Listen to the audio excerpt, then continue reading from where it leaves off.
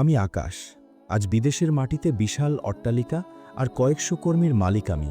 মানুষ আমাকে সফল বলে, কিন্তু প্রতি রাতে যখন আমি ডাইনিং টেবিলে একা বসে ডিনার করি, তখন আমার হৃদয়ের এক কোণে একটা ব্যথা টনটন করে ওঠে। সেই ব্যথাটা আমার হারানো বন্ধুত্বের। রাতুল ছিল আমার শুধু বন্ধু নয়, ও ছিল আমার আত্মার অংশ। আমাদের মধ্যে একটা গোপন চুক্তি ছিল, যাই ঘটুক আমরা কেউ কাউকে ছেড়ে যাব না। কিন্তু ১৯৯৫ সালের এক কালবৈশাখী বিকেলে আমাদের সেই চুক্তিটা চিরতরে ভেঙে গিয়েছিল। আজ ২০ বছর পর আমি আমার ছেলে রায়হানকে নিয়ে সেই পুরনো শহরে ফিরেছি, শুধু একটা সত্যের খোঁজে। শহরের প্রান্তে সেই পুরনো রেল সেতু, পাশে মিজান চাচার পুরনো টিনের দোকানটি এখন আধুনিক ক্যাফে হয়েছে। আকাশ তার গাড়ির সাথে হেলান দিয়ে দাঁড়িয়ে আছে। হঠাৎ একটি সাদা গাড়ি এসে থামে। গাড়ি থেকে নামে রাতুল।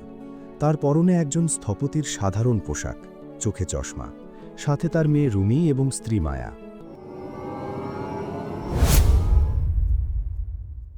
রাতুল, তুই তাহলে আসলি? আমি ভাবিনি তুই আমার শেষ মেসেজটার উত্তর দিবি। তোর পাঠানো ওই চিরকুটে লেখা ছিল ভুলগুলো সংশোধনের শেষ সুযোগ, তাই না এসে পারলাম না রে আকাশ। কিন্তু আমি জানি না আজ আমরা কি কথা বলবো। আগে বস, মিজান চাচার ক্যাফে এখন অনেক উন্নত হয়েছে, কিন্তু চাটা এখনো আগের মতোই আছে। বসি চল। দুই বন্ধু ক্যাফের এক কোণে বসেছে। তাদের ছেলেমেয়েরা একটু দূরে বসে একে অপরকে বোঝার চেষ্টা করছে। এই ২০ বছর কেমন ছিল রে তোর? তুই তো বড় আর্কিটেক্ট হওয়ার স্বপ্ন দেখতিস, সেটা কি হয়েছিস? হয়েছি রে, কিন্তু বড় বড় বিল্ডিং বানানোর সময় প্রতিবার মনে হতো নকশাটা যদি তুই দেখতিস তবে হয়তো আরো সুন্দর হতো। তুই তো জানিস আমি শুধু আঁকতে পারতাম, কিন্তু সেটা টেকনিক্যাল দিকটা তুই ছাড়া কেউ ভালো বুঝতো না। প্রথম ৫ বছর আমি তোকে মন থেকে ঘৃণা করার চেষ্টা করেছি। প্রতিবার যখন কোনো প্রজেক্টে ব্যর্থ হতাম ভাবতাম আকাশ থাকলে হয়তো আজ এমন হতো না। আর আমি বিদেশের মাটিতে যখন প্রথম ব্যবসা শুরু করি, রাতে ঘুমাতে পারতাম না। মনে হতো আমি একা হয়ে গেছি। যখনই কোনো বিপদে পড়তাম ফোনটা হাতে নিতাম তোর নাম্বার ডায়াল করার জন্য। তারপর হঠাৎ মনে পড়তো আমাদের তো আর কথা হয় না। তুই আমাকে বিশ্বাসঘাতক বলে গালি দিয়ে চলে গিয়েছিলি। গালি দিতাম না তো কি করতাম আকাশ? তুই জানিস প্রজেক্টের ওই দিনটা আমার জন্য কতটা বড় ছিল? আমার বাবার স্বপ্ন ছিল আমি যেন ওই গোল্ড মেডেলটা পাই। আর নিলয় এসে আমাকে যখন তোর সাইন করা সেই জাল পেপারগুলো দেখালো, আমার পায়ের তলা থেকে মাটি সরে গিয়েছিল।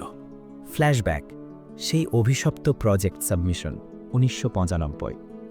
কলেজের সেই অন্ধকার করিডর, চারদিকে বৃষ্টির শব্দ। রাতুল, দেখ, আকাশ অলরেডি ডিনের রুমে ঢুকে গেছে। ও নিজের নাম দিয়ে প্রজেক্টটা জমা দিচ্ছে। এই দেখ ওর হাতে থাকা সেই হার্ড কপি। আকাশ, এটা তুই করলি? আমরা মাসখানেক না খেয়ে একসাথে এই প্রজেক্টটা বানালাম। রাতুল, বিশ্বাস কর আমি শুধু চেক করতে এসেছিলাম। নিলয় আমাকে বলেছিল তুই নাকি অসুস্থ, তাই আমাকেই জমা দিতে হবে। মিথ্যে বলিস না আকাশ, আমি নিজে তোকে নিলয়ের সাথে ডিল করতে দেখেছি। তুই বলেছিলি রাতুলকে সরিয়ে দিলে তুই নিলয়কে তোর কোম্পানিতে চাকরি দিবি। তুই একটা স্বার্থপর জানোয়ার আকাশ। আজকের পর আমার সাথে কোনো যোগাযোগ রাখবি না। আমি তোর মুখও দেখতে চাই না। রাতুল বৃষ্টির মধ্যে দৌড়ে বেরিয়ে যায়। আকাশ চিৎকার করে তাকে ডাকতে থাকে, কিন্তু বৃষ্টির শব্দে তার কণ্ঠস্বর তলিয়ে যায়। বর্তমান সময়ে ফিরে এসে যখন আকাশ এই কথাগুলো বলছে, তখন মায়া এগিয়ে আসে। আজ সত্য বলার সময় এসেছে। রাতুল, তুমি আকাশকে সবসময় ঘৃণা করেছ, কিন্তু তুমি কি জানো নিলয় কেন এটা করেছিল? নিলয় তোমাকে ভালোবাসত না। ও শুধু চেয়েছিল তোমাদের বন্ধুত্বটা ভাঙতে, যাতে সে আকাশের ব্যবসা কবজা করতে পারে। আর শোভন ছিল নিলয়ের কেনা লোক। তুমি এসব কিভাবে জানো মায়া?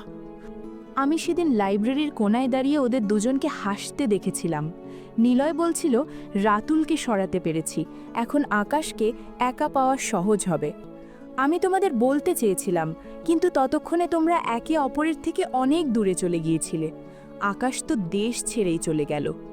ওই দিন শোভন আর নিলয় মিলে স্ক্রিপ্ট লিখেছিল, আর আমরা সেই স্ক্রিপ্টে অভিনয় করলাম। আকাশ, আমি তোকে কত কথা শুনিয়েছি। আমি ভেবেছিলাম তুই আমাকে ধোঁকা দিয়েছিস, অথচ আমি নিজেই তোকে ধোঁকা দিয়েছিলাম অবিশ্বাস করে। আমাকে কি মাফ করা যায় আকাশ? ২০টা বছর আমি একটা মিথ্যের বোঝা নিয়ে কাটিয়ে দিলাম। আমার কলিজার বন্ধুকে আমি চিনতে ভুল করলাম। মাফ কিসের রে পাগলা? দোষ তো আমারও। কেন আমি তোর সামনে গিয়ে দাঁড়ালাম না? কেন সেদিন তোর রাগটা সহ্য করে হলেও সত্যটা বললাম না? ইগো আমাদের জীবনটা শেষ করে দিল। দুই বৃদ্ধপ্রায় বন্ধু একে অপরকে জড়িয়ে ধরে ক্যাফেতে হাও মাও করে কাঁদতে থাকে। ক্যাফের অন্য সবাই চুপ হয়ে যায়। রায়হান আর রুমি তাদের বাবাদের এই রূপ দেখে চোখের পানি ধরে রাখতে পারে না। সূর্য ডুবছে।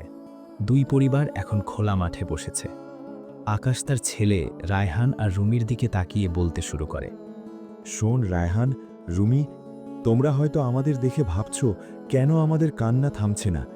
শোনো, জীবনে টাকা পয়সা, ক্যারিয়ার সব আসবে, কিন্তু এমন একজন বন্ধু খুঁজে পাওয়া কঠিন যে তোমার নীরবতা বুঝতে পারে। আমাদের জীবনে নিলয়ের মতো অনেক মানুষ আসবে যারা কান ভাঙাবে, ঈর্ষা করবে, কিন্তু মনে রেখো সম্পর্কটা কাঁচের মতো। একবার ভুল বোঝাবুঝির ঢিল পড়লে সেটা জোড়া লাগানো যায় না। আজ ২০ বছর পর আকাশ আমাকে ফিরে পেল, আমি আকাশকে পেলাম। কিন্তু এই যে ২০টা বছর আমরা একে অপরের সুখ দুঃখে পাশে থাকতে পারলাম না, এই সময়টা কি আর ফিরে আসবে? কখনো না। তাই আমার শিক্ষা হলো, যে কোনো সম্পর্কে তৃতীয় পক্ষকে ঢুকতে দিও না। যদি কোনো সন্দেহ হয় তবে সরাসরি গিয়ে কলার চেপে ধরে জিজ্ঞাসা করো, রাগ করো, মারপিট করো, কিন্তু যোগাযোগ বন্ধ করো না, কারণ নীরবতা হলো বন্ধুত্বের সবচেয়ে বড় ঘাতক। আকাশ আর রাতুল একে অপরের হাত শক্ত করে ধরে উঠে দাঁড়ায়।